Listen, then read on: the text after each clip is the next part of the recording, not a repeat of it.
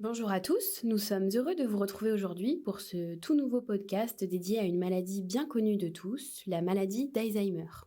Aujourd'hui, nous allons répondre à 8 questions autour de cette maladie. La maladie d'Alzheimer est une affection neurodégénérative qui touche des millions de personnes à travers le monde, dont environ 900 000 en France. Elle entraîne une détérioration progressive des capacités cognitives et de la mémoire, impactant non seulement les individus atteints, mais aussi leurs proches. Comprendre les multiples facettes de cette maladie est crucial pour mieux appréhender ses défis. Alors que la journée mondiale de la maladie d'Alzheimer se tiendra le 21 septembre prochain, il nous paraissait important de répondre aux 8 questions les plus fréquentes sur la pathologie. Alors, on va commencer avec une première question: qu'est-ce que la maladie d'Alzheimer ? La Fondation Alzheimer la définit comme une maladie neurodégénérative qui entraîne un dysfonctionnement progressif des neurones, donc les cellules nerveuses du cerveau. Elle a été découverte en 1906 par Alois Alzheimer, un psychiatre et neurologue allemand. Quelles sont les causes de la maladie d'Alzheimer ? Elles sont encore inconnues à l'heure actuelle. Ces dernières décennies, les connaissances sur les processus conduisant au dysfonctionnement des neurones ont fait l'objet d'avancées scientifiques. Les experts ont notamment affirmé que ce mécanisme pathologique entraînait la défaillance de certaines protéines indispensables au fonctionnement des neurones, et l'accumulation de protéines toxiques notamment dans le tissu cérébral. Troisième question, est-ce une maladie héréditaire ? Alors il est possible de développer la maladie d'Alzheimer sans qu'il y ait d'antécédents particuliers dans la famille. Et inversement, ce n'est pas parce qu'un proche est concerné ou l'a été que vous le serez forcément. Cependant, cela reste possible. Les formes héréditaires de la pathologie existent mais sont assez rares. On compte quelques centaines de personnes touchées en France. Elle se révèle souvent à un âge précoce. Quatrième question, certaines personnes sont-elles plus à risque ?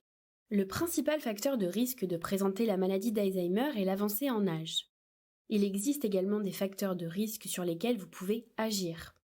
Il est par exemple recommandé d'adopter un mode de vie sain, donc une alimentation équilibrée, la pratique d'une activité physique adaptée ou encore un sommeil réparateur. Maintenir des liens sociaux est également important, ainsi que continuer à pratiquer des activités intellectuelles variées, des jeux de réflexion, par exemple des sudoku ou des mots fléchés, des jeux de mémoire ou encore des cours de chant et de musique proposés par WePlay. Question 5. Comment réagir si on apprend à être soi-même atteint de la maladie d'Alzheimer ? Si certaines personnes sont soulagées de pouvoir enfin mettre un nom sur leurs symptômes, la majorité des individus qui apprennent à être atteints de la maladie d'Alzheimer sont sous le choc et c'est bien normal.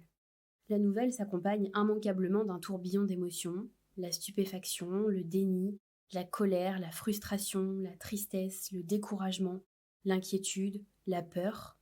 Il faut du temps pour l'accepter, mais ce qu'il est essentiel de savoir, c'est que vous n'êtes pas seul. Vous pouvez par exemple demander conseil à votre médecin sur la marche à suivre et vous rapprocher des associations de patients atteints de la maladie d'Alzheimer qui existent à proximité de chez vous. Question 6. Où aller chercher de l'aide et du soutien ? Une fois le diagnostic posé, une prise en charge et un suivi sont nécessaires. Ils reposent sur la coopération du médecin généraliste et d'un spécialiste. D'autres professionnels du soin ou du domicile peuvent également intervenir, comme l'orthophoniste, l'ergothérapeute, le psychomotricien, le kinésithérapeute, l'infirmière, le psychologue et bien sûr votre assistante de vie aux deux.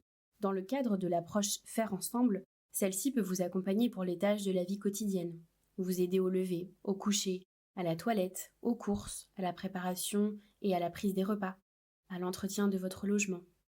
Se rendre à vos côtés à des activités qui vous permettent de vous aérer l'esprit ou à des groupes de parole si vous ressentez le besoin de mettre des mots sur vos émotions. N'hésitez pas à la solliciter à cet effet ou à en parler à votre agence. Vous pouvez en outre vous rapprocher des services sociaux de votre mairie ou des MAIA départementales, donc Maison pour l'autonomie et l'intégration des malades d'Alzheimer, afin de disposer d'informations complémentaires. Sachez que la maladie d'Alzheimer est prise en charge à 100% par la sécurité sociale et déclarée comme une affection de longue durée. Vous êtes peut-être aussi éligible à diverses aides financières comme l'allocation personnalisée d'autonomie, aussi appelée APA, la prestation de compensation du handicap, PCH, ou encore les aides des mutuelles ou de votre caisse de retraite. La 7e question, comment évolue la maladie d'Alzheimer ? Alors cette maladie, elle s'installe de manière insidieuse et progresse lentement. Bien qu'elle soit irréversible, il s'écoule généralement plusieurs années entre l'apparition des premiers symptômes et une éventuelle perte d'autonomie. La personne atteinte par cette pathologie peut être exposée à des complications telles que les chutes, la perte de mobilité, la dénutrition ou encore des troubles de déglutition. La 8e et dernière question, existe-t-il un traitement contre la maladie d'Alzheimer? À ce jour, il n'en existe pas. Pour autant, des médicaments existent, mais ils sont qualifiés de traitements symptomatiques, c'est-à-dire qu'ils peuvent améliorer certains symptômes de la maladie, par exemple les capacités attentionnelles ou encore les troubles du comportement. En revanche, ils n'agissent pas sur les mécanismes propres à la perte neuronale et leur efficacité est modeste. Ils sont donc indiqués au stade léger à modéré de la maladie. Nous espérons avoir répondu à quelques-unes de vos questions sur cette maladie et n'hésitez pas à vous rendre sur notre blog O2. Vous pourrez y retrouver notamment un article dans lequel nous vous livrons 3 façons d'améliorer le quotidien d'un proche atteint de la maladie d'Alzheimer. À bientôt!